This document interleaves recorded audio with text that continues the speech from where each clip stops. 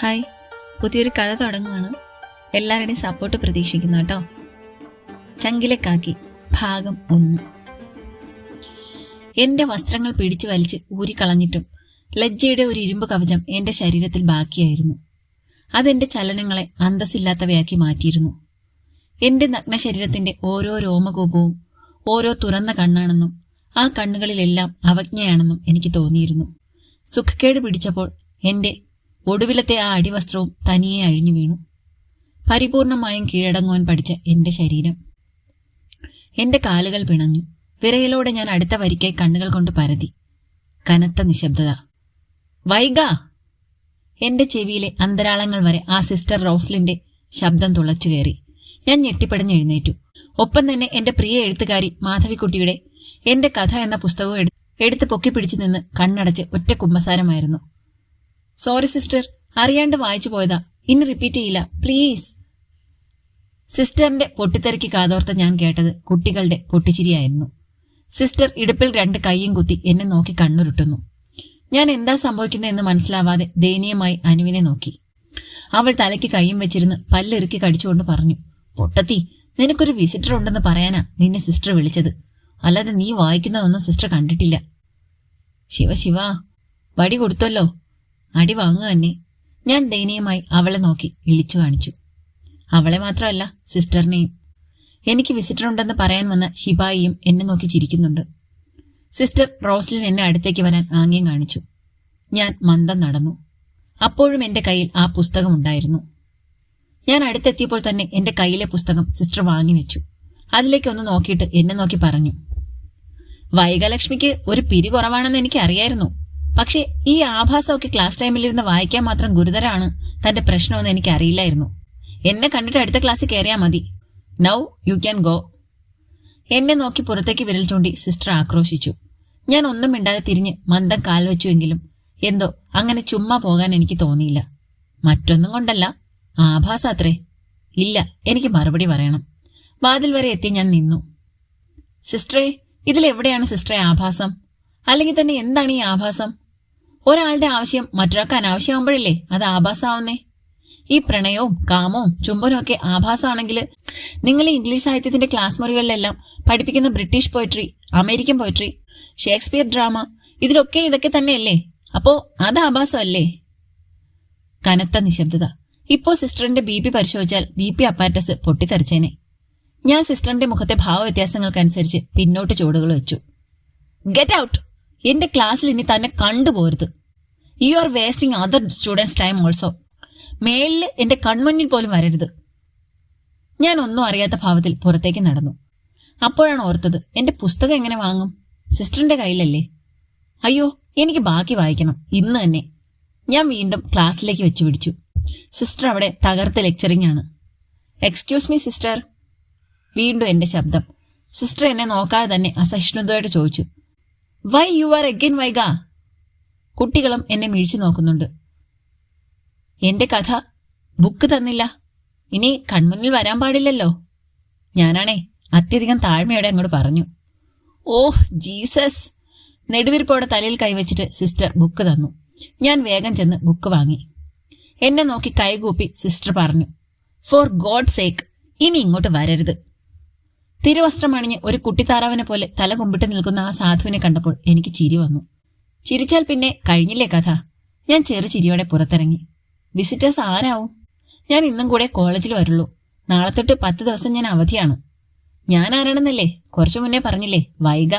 ഒരു പിരി കുറവാണെന്ന് പറഞ്ഞില്ലേ? സത്യാട്ടോ. ഞാൻ എന്നും വിചാരിക്കും ആ പിരി ഒന്ന് മുറുക്കണമെന്ന്. മുറുക്കി കുത്തിയാലും പക്ഷെ അത് എപ്പോഴും അയഞ്ഞു പോവും. അതുകൊണ്ട് തന്നെ എന്നെ ആരും അധികം അടുപ്പിക്കാറില്ല. പക്ഷേ ഞാൻ എല്ലാവരോടും കൂടും. വൈഗേച്ചി, ഞങ്ങൾക്കൊന്ന് സ്റ്റെപ്പിട്ട് തരാവോ പ്ലീസ്? കണ്ടില്ലേ, ഞാൻ PG ഇംഗ്ലീഷ് ലിറ്ററേച്ചറാണ്. ഇത് ഏതോ ജൂനിയർ പിള്ളേരാ. ഞാൻ എപ്പോഴും ടീച്ചർമാരുമായി ആശയപരമായ പ്രശ്നങ്ങൾ ഉണ്ടാവുന്നതുകൊണ്ട് അധികവും പുറത്താ. അതുകൊണ്ട് തന്നെ ഞാൻ കോളേജിൽ പ്രശസ്തയാണ്. ഞാൻ ഫ്രീ ആണ്. ഇന്ന് ഡാൻസ് സ്റ്റെപ്പിട്ട് തരാട്ടോ. ഞാനാണേ. ആ കുട്ടികളും എന്നെ കടന്നുപോയി. പലരും എന്നെ നോക്കി സൗഹൃദഭാവം കാണിക്കുന്നു, ചിരിക്കുന്നു. ചേച്ചി, ഇന്നും പുറത്താണോ? കുശലാന്വേഷണമാണ്. ഞാനും അതേ താളത്തിൽ ആണല്ലോ. ഓഫീസിലെത്തിയപ്പോൾ തന്നെ അറിഞ്ഞു വിസിറ്റർ എന്നെ കാത്തു മുഷിഞ്ഞ് പുറത്തേക്കിറങ്ങിയെന്ന്. ആരാണെന്ന് മാത്രം അവർ പറഞ്ഞില്ല. പകരം ഒരു മറു ചോദ്യം. എന്താ ഒപ്പിച്ചത്? ഇതൊരു റെപ്യൂട്ടഡ് സ്ഥാപനമാണ്, അത് ഓർമ്മ വേണം. ഇതെന്ത് കഥ? ഞാൻ പകച്ചുപോയി. പുറത്ത് ആ മെയിൻ ഗേറ്റിനരികിൽ നിൽപ്പുണ്ട്. പ്യൂൺ എന്നോടായി പറഞ്ഞിട്ട് ഓഫീസിൽ നിന്ന് ഒരു ഫയലും എടുത്ത് കടന്നുപോയി. ഒപ്പം എന്നെ കാണാൻ ആരാ വന്നത് എന്നറിയാനുള്ള വ്യഗ്രതയിൽ ഞാൻ പുറത്തേക്ക് നടന്നു. നിറച്ചും പൈൻമരങ്ങളാൽ ചുറ്റപ്പെട്ട ഒരു മനോഹരമായ ക്രിസ്ത്യൻ വിമൻസ് കോളേജ് ആയിരുന്നു ഞങ്ങളുടേത്. ചോര തിളക്കുന്ന പ്രായത്തിൽ കണി കാണാൻ പോലും ഒരു യുവകോമളിനെ കിട്ടാത്തതിനാൽ കടുത്ത ദാരിദ്ര്യം അനുഭവിക്കുന്നുണ്ട്. അതിനിന്ന് ഒരു മാറ്റം വന്നിരിക്കുന്നു. ഒരു തിരയിളക്കം. ഞാൻ ചുറ്റും നോക്കി. കൽബെഞ്ചിലിരിക്കുന്ന കുട്ടികളും വരാന്തയിലൂടെ നടക്കുന്ന കുട്ടികളും അവിടെ കൂട്ടം കൂടി നിൽക്കുന്നവരും ഉലാത്തുന്നതും എല്ലാവർക്കും മെയിൻ ഗേറ്റിനരികിലെ പാർക്കിംഗ് ഏരിയയിലോട്ടൊരു പാളി നോട്ടം, എത്തിനോട്ടം. അവിടെ ഒരു മരിപ്പച്ച. ഞാനും അങ്ങോട്ടേക്ക് നടന്നു. ഞങ്ങളെ പഠിപ്പിക്കാൻ പോലും പുരുഷന്മാരില്ലാത്തതിനാൽ ഞങ്ങൾ അനുഭവിച്ച വരൾച്ച കഠിനമാണ്. പാർക്കിങ്ങിൽ ഒരു ബുള്ളറ്റിൽ ചാരി അങ്ങോട്ടേക്ക് തിരിഞ്ഞ് ഒരു 6-6.5 അടി പൊക്കമുള്ള ഒരു യുവാവ്. അല്ല, പുരുഷ കേസരി. ഞാൻ അങ്ങനെ പറയുള്ളൂ. മുടി നല്ല വൃത്തിയായി വെട്ടിക്കുറച്ചിരിക്കുന്നു. വെള്ള ഷർട്ട് കൈമുട്ടോരെ മടക്കി വെച്ചിരിക്കുന്നു. ആ നിൽപ്പും രൂപവും എവിടെയോ ഒന്ന് മിന്നി. പക്ഷേ ആ കാക്കി പാൻറ്റും ബൂട്ട്സും കണ്ടപ്പോൾ എന്റെ വയറിൽ നിന്നും ഒരു തീ മേലോട്ട് ആളിപ്പടർന്നു. എത്രയോ നാളുകളായി ഞാൻ പ്രതീക്ഷിച്ച വരവ്. അത് ഇന്നാണ്. എന്റെ കാലുകളുടെ വേഗത കുറഞ്ഞു വന്നു. ആളെന്നെ കണ്ടിട്ടില്ല. തിരിഞ്ഞു പോയാലോ? പോകാം. പെട്ടെന്ന് എന്റെ മൊബൈൽ ബെല്ലടിച്ചു.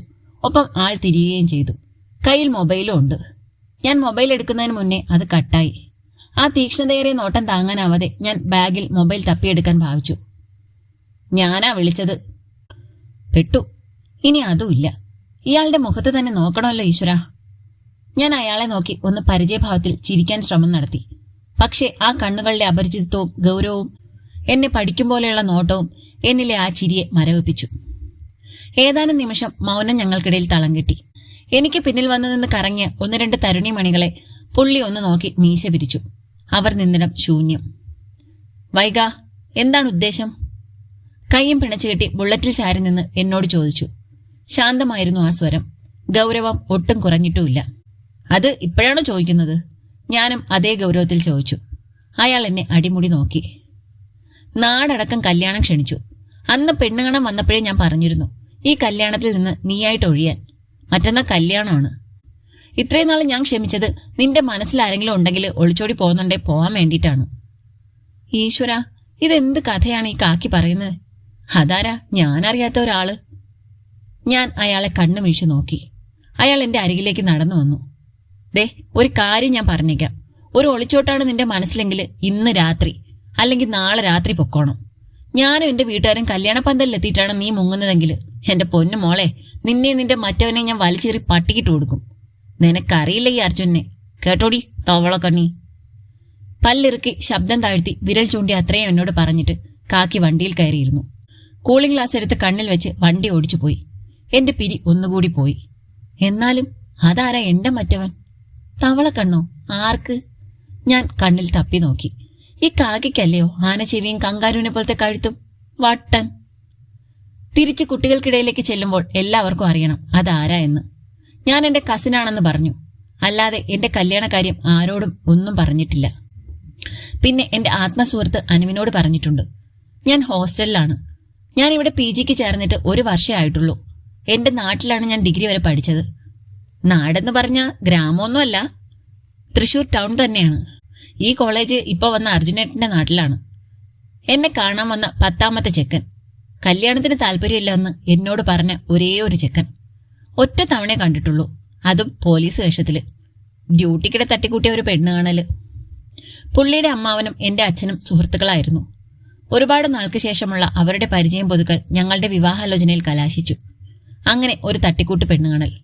എന്റെ പേര് പോലും പുള്ളിക്ക് അറിയാമെന്ന് ഞാൻ ഇന്നാണ് അറിയുന്നത്.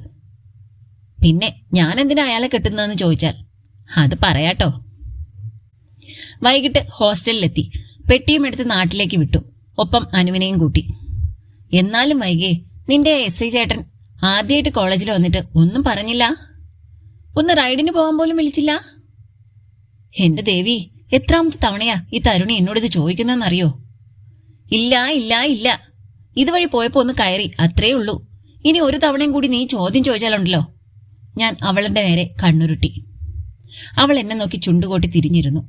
ബസ്സിറങ്ങി ഞങ്ങൾ നടന്നപ്പോൾ തന്നെ കണ്ടു ജനപ്രിയനായ എന്റെ അച്ഛൻ ഉദയഭാനുവിന്റെ അനുഭാവികൾ ഞങ്ങളുടെ വലിയ കുടുംബത്തിന്റെ വകയിലെ ബന്ധുക്കളും പരിചയക്കാരും. എത്തിയല്ലോ കല്യാണ പെണ്ണ്, വൈകിയോ? എത്തിയോ? അച്ഛനിപ്പോ പോയതേ ഉള്ളൂ. മോൾ ക്ഷീണിച്ചുവല്ലോ. മോൾക്ക് ഒരാഴ്ച മുന്നേ എത്തായിരുന്നില്ലേ? ഇങ്ങനെ 100 ചോദ്യങ്ങളായിരുന്നു. എല്ലാവരോടും അവരുടെ താളത്തിനൊത്ത് ഞാനും മറുപടി പറഞ്ഞു നടന്നു. വൈകേ, നീ രാഷ്ട്രീയത്തിൽ ഇറങ്ങുന്നതാവും നല്ലത്. അത്രയ്ക്ക് ജനസമ്മതിയുണ്ടേ. അനുവാണ് എന്നെ ആക്കിയതാണ്. ഞാനും തിരിച്ച് അതേ സ്വരത്തിൽ പറഞ്ഞു. എനിക്കും അങ്ങനൊരു പ്ലാൻ ഉണ്ടടി. അതുകൊണ്ടല്ലേ ഞാൻ ബുദ്ധിപരമായിട്ട് ആ കാക്കി തന്നെ കെട്ടുന്നേ. അങ്ങനെ ഞാൻ ഞങ്ങളുടെ വഴിയിലേക്ക് തിരിഞ്ഞു. ദൂരെ നിന്നും തന്നെ പന്തലും വലിയ അക്ഷരത്തിൽ എഴുതിയ വധൂവരന്മാരുടെ പേരുകളും കണ്ടു. വൈഗ വെഡ്സ് അർജുനൻ. അയ്യേ, ഈ അച്ഛനോട് ഞാൻ പറഞ്ഞതാ ഈ അവസാനത്തെ എൻ വേണ്ടാന്ന്. ഞാൻ വേഗം മുന്നോട്ട് നടന്നു. പന്തലുകാരൻ ശങ്കരൻ ചേട്ടനുണ്ടായിരുന്നു. ശങ്കരേട്ടാ, ആ പേര് തെറ്റാ, അത് മാറ്റണം. ആ, കുഞ്ഞെത്തിയോ? ഏത് അക്ഷരത്തെറ്റാണോ? അതെ, അർജുനൻ അല്ല, അർജുൻ. അങ്ങനാ. ഞാൻ പേരുകൾ ചൂണ്ടി പറഞ്ഞു. കല്യാണക്കുറിയില് അങ്ങനെ ആയിരുന്നില്ലല്ലോ. അതൊക്കെ തെറ്റാ. ഇനി മുതൽ അർജുൻ, അതാണ്. ഞാൻ കൃത്രിമ ഗൗരവത്തിൽ പറഞ്ഞു. ഇപ്പോഴേ ഭരണം തുടങ്ങിയോ ലച്ചു? അച്ഛനാണ് ചിരിച്ചുകൊണ്ട് നടന്നു വരുന്നു. ഞാൻ വേഗം അടുത്തേക്ക് ചെന്നു. അച്ഛൻ എന്നെ ചേർത്ത് നിർത്തി. എന്തേ എന്റെ കുട്ടി വൈകിയേ? ഞാൻ വൈകിട്ടൊന്നുമില്ല ഉദയഭാനു. അച്ഛൻ എന്നെ കൂർപ്പിച്ചു നോക്കി. ഞാൻ അനുവിനെ അച്ഛന് പരിചയപ്പെടുത്തി. അവർ തമ്മിൽ ആദ്യമായിട്ടാണ് കാണുന്നത്. അപ്പോഴേക്കും വീട്ടിനുള്ളിൽ നിന്നും വൃന്ദയും ഇന്ദുവും എത്തി. എന്റെ അനിയത്തിമാരാണ്. ഒരാൾ ഡിഗ്രിക്ക് 2ാം വർഷം, അടുത്തയാൾ +2. അച്ഛൻ ഒരു സർക്കാർ ഉദ്യോഗസ്ഥനായിരുന്നു. എന്റെ അമ്മ ലക്ഷ്മി. വിവാഹം കഴിഞ്ഞ് അവർക്ക് 10 വർഷത്തോളം കുഞ്ഞുങ്ങളില്ലായിരുന്നു. ഒരുപാട് പ്രാർത്ഥനകൾക്കും വഴിപാടിനും ശേഷം വൈഗലക്ഷ്മി ജനിച്ചു. അമൂല്യമായ നിധിയായിരുന്നു അവർക്ക് ഞാൻ. ചേച്ചി, ഞങ്ങൾക്ക് ചെയ്യണം ഫേഷ്യല്. നാളെ ഒരു ദിവസേ സമയമുള്ളൂ. വൃന്ദയാണ് എന്റെ കയ്യിൽ നിന്ന് ബാഗ് വാങ്ങി ചോദിക്കുന്നു. ചേച്ചിക്ക് നേരത്തെ വരായിരുന്നില്ലേ? പരിഭവത്തോടെ ഇന്ദുവും. അതിനെന്താടി, നാളെ ഒരു ദിവസം ഉണ്ടല്ലോ. ഞാൻ ചെയ്തില്ലേലും നിന്നെയൊക്കെ ഞാൻ സുന്ദരിമാരാക്കും, പോരെ?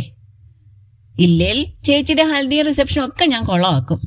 അയ്യോടി, ഞാൻ അങ്ങ് പേടിച്ചുപോയി. ഞാൻ കൃത്രിമ പേടി അഭിനയിച്ചു. അവൾമാർ പൊട്ടിച്ചിരിച്ച് അനുവിനോടായി പറഞ്ഞു. ഈ സാധനം അവിടെ ഇങ്ങനെ പിരിപോയാണോ നടക്കുന്നത്?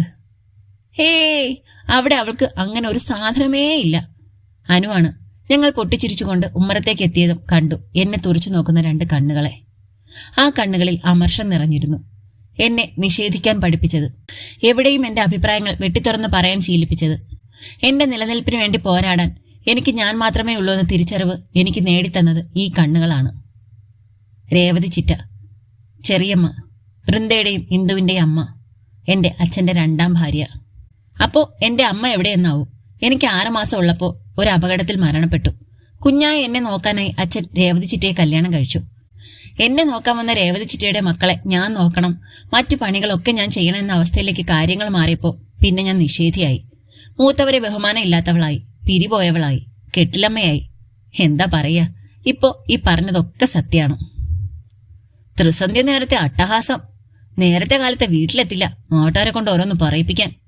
എന്നെ നോക്കി തെല്ലുറക്കെ മുറുമുറുത്തുകൊണ്ട് ചിറ്റ അകത്തേക്ക് പോയി. അനു പകച്ചു നിന്നു. ചിറ്റേ, അങ്ങനെ അങ്ങ് പോയാലോ? ഞങ്ങക്ക് വിശന്നിട്ട് വയ്യ. ഭക്ഷണം എടുത്ത് വെച്ചേക്കൂട്ടോ. ചായക്ക് ചൂടാറരുത് കേട്ടോ. ഞാൻ പിന്നിൽ നിന്നും വിളിച്ചു പറഞ്ഞു.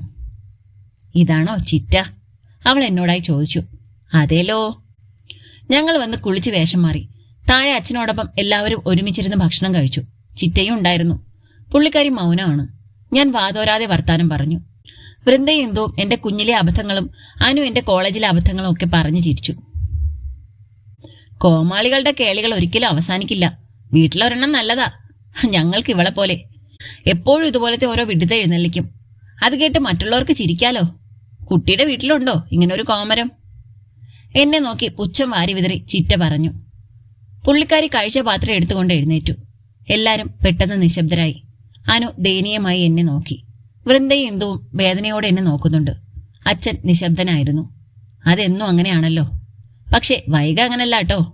എത്ര മുള്ളുകൊണ്ടാലും അതൊന്നും എന്റെ ഹൃദയത്തിൽ ആഴത്തിൽ പതിക്കാറില്ല. ഞാനും ചിറ്റയുടെ അതേ ഇണത്തിൽ പറഞ്ഞു. അതേ അനു, ഈ ലച്ചുവിന്റെ കോമാളിത്തരങ്ങള് ഇന്നുകൂടിയേ ഉള്ളൂ ഇവിടെ.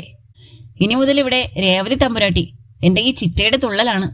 ആ ആട്ടം കണ്ട് നിശബ്ദരായി ഭക്ഷണം കഴിക്കുന്ന ഈ അച്ഛനും ഈ തരുണികളും. ശോകം. ചിറ്റ എന്നെ നോക്കി പല്ലെറിമ് വെട്ടിത്തിരിഞ്ഞകത്തേക്ക് പോയി.